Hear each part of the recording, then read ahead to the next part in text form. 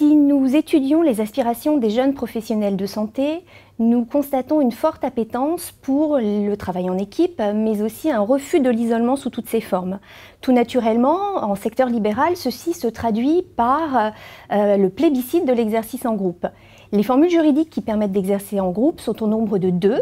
Les structures permettant de mettre en commun les moyens, comme le local, le matériel ou le personnel. C'est le cas de la société civile de moyens, mais aussi celles qui permettent de mettre en commun l'exercice de la profession.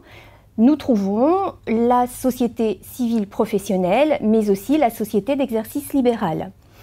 La société d'exercice libéral, comme la société civile professionnelle, regrouperont des professionnels de même profession, alors que la SCM pourra regrouper des professionnels médicaux, mais aussi paramédicaux.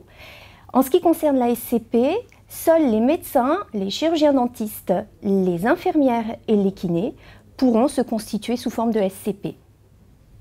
À côté de ces structures classiques, on assiste au développement des maisons de santé et des pôles.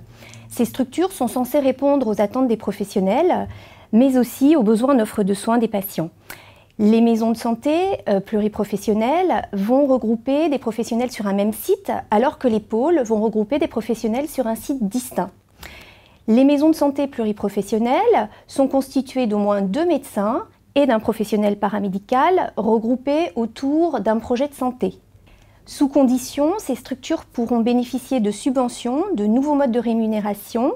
Il faudra alors se constituer en CISA, puisque la CISA est la seule structure juridique qui permette de percevoir, mais aussi de redistribuer entre des professionnels médicaux et paramédicaux, les nouveaux modes de rémunération.